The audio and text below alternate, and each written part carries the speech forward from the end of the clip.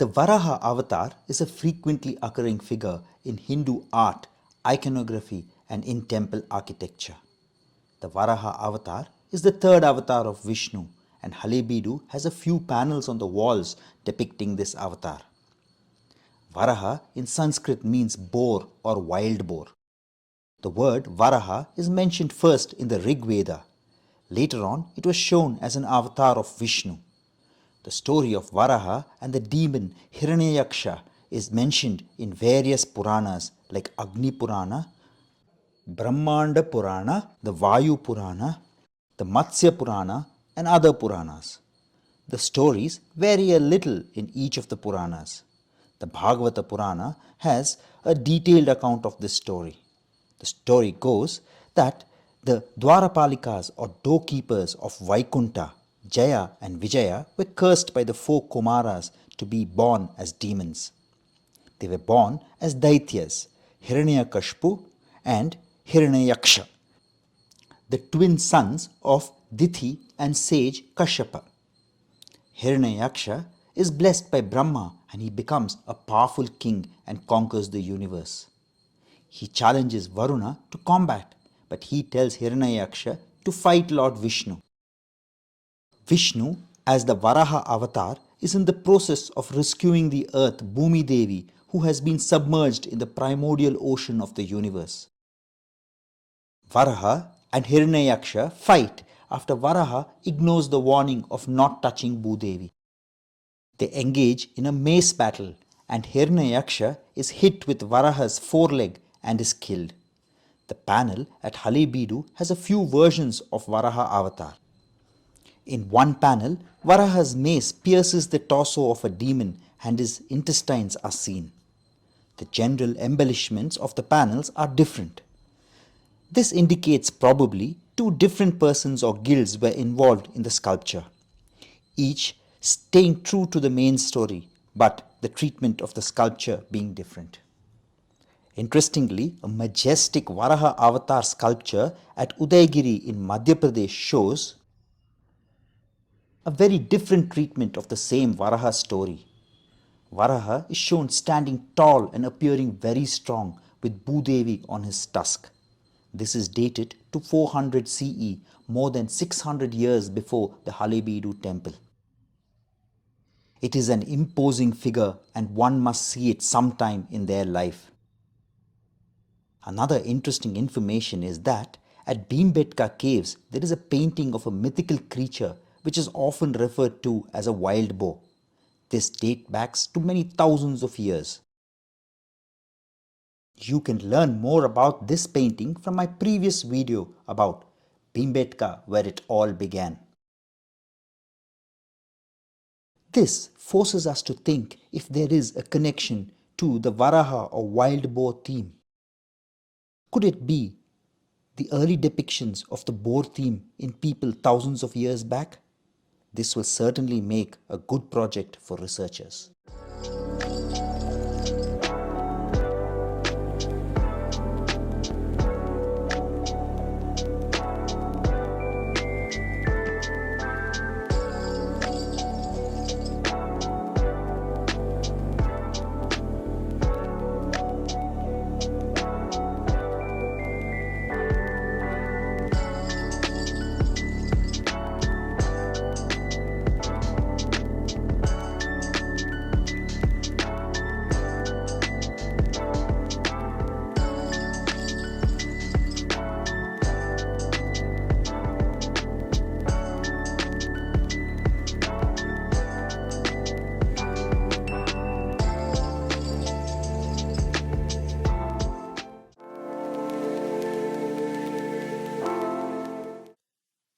The Halebeedu temple has panels depicting Narasimha, the fourth incarnation of Vishnu, in the form of half man and half lion. Nara means man and Simha means lion in Sanskrit. He has other names like Agni Lochana, meaning the one with fiery eyes, and Bhairav Adambara, the one who causes terror by roaring. Narasimha has been mentioned in various Puranas like the Bhagavata Purana, Agni Purana, Vayu Purana, and many others. The story goes that Hiranyakashipu, the brother of Hiranyaksha, who was killed by Vishnu's Varaha avatar, was furious with Vishnu for killing his brother. He offered great penance and sacrifices and prayed to Brahma, who granted him a boon. Hiranyakashipu sought that neither God nor man or animal should be able to kill him. He should not die inside a house or outside, nor should he die on the ground or in the sky. No weapon should kill him. Protected by this boon, Hiranyakashipu became bold and arrogant. He forbade prayers to Vishnu. No one was to even utter his name. However, his own son Prahalada was a great devotee of Vishnu. He refused to comply with his father's orders. Enraged at his son's behavior, Hiranyakashipu asked him to summon Vishnu from a pillar in the court. Breaking the pillar, Vishnu emerged as Narasimha. He put Hiranyakashipu on his lap and tore him apart with his claws, thus ending yet another evil period. Narasimha is a unique manifestation of divinity. He is ferocious and strong, fierce enough to scare devotees with his aggression. But he has a compassionate side to his ferociousness, and thereby endearing him to devotees. He is portrayed in various forms, from the fierce or Ugra Narasimha to serene or Saumya Narasimha form. He is also worshipped as Yoga Narasimha, the god of yoga. Early representations have been found at Mathura and Andhra Pradesh and are dated between the 2nd and 4th century CE. Narasimha is worshipped in various Vaishnavite and Shaivite temples of India.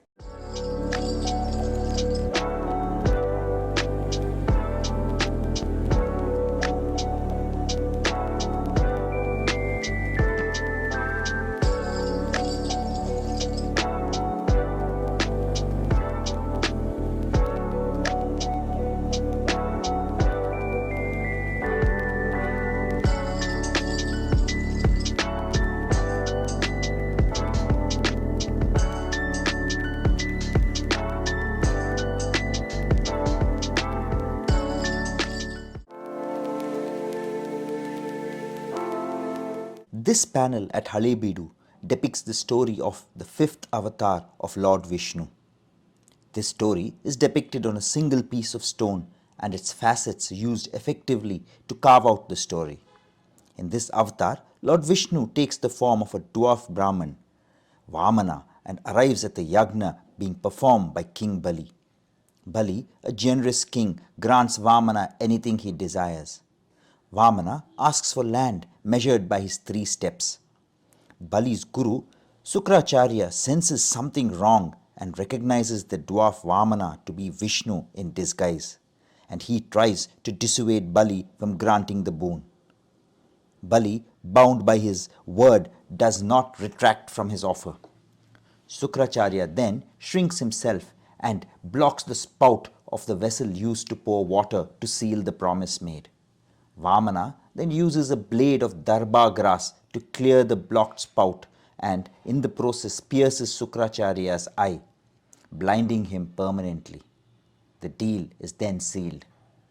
Vamana then starts to grow and assumes gigantic proportions. This form of Vishnu is known as Trivikrama. With one step, Vishnu covers the entire earth, and the second step covers the heavens. With no space left for his third step, Bali the king offers his head. Vishnu places his third step on Bali's head and sends him to the underworld of Patala Loka. This day is celebrated as Balipadami in India. This panel depicts this story with a wonderful sculpture. The sizes of the character is symbolic of the donor, Bali, being greatest due to his act of donating. The receiver, Vamana, shown smaller than Bali, and the person who refuses to or stops people from giving alms being shown as the smallest among the 3.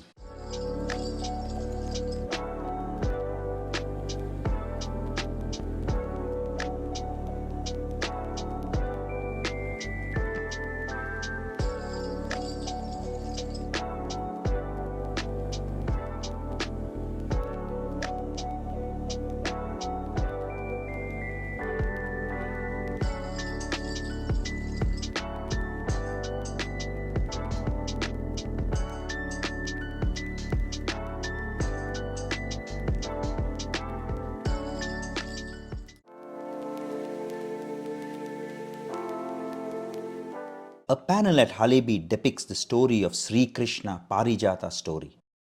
This panel captures movement and action beautifully. It shows the skills of the artisan of that time. The panel shows Krishna and his wife Satyabhama being lifted by Garuda and a Parijata tree nearby. Indra's elephant Airavat is shown running towards Krishna. The elephant's tail is raised, ears fanned out, and legs bent, and Indra and another lady seated on Airavat are shown in the air, indicating that the elephant was running at great speed. This amount of detailing and precision is normally shown in paintings and not on stone sculptures. The Sri Krishna Parijata story describes how Lord Krishna uprooted a celestial Parijata tree from Indra's garden and brought it to earth for his wife Satyabhama, who wanted it. The story goes, after defeating Narakasura, Krishna and Satyabhama visited heaven of Indra to return things which Narakasura had stolen. While in Indra's garden, Satyabhama saw the Parijata tree and asked Krishna for it. The Parijata tree is a divine wish-granting tree that emerged from the Samudra Manthan and was gifted to the heavens by Indra. Krishna readily agreed to get the Parijata tree and he uprooted the tree. With Satyabhama mounted on his vehicle, Garuda brought it down to earth. Indra was very angry with Krishna's act and followed them on his elephant to reclaim the tree. This led to a fierce battle and Krishna defeated Indra. Upon reaching Dwarka, Rukmini, Krishna's other wife, also desired the Parijata flowers for her daily worship.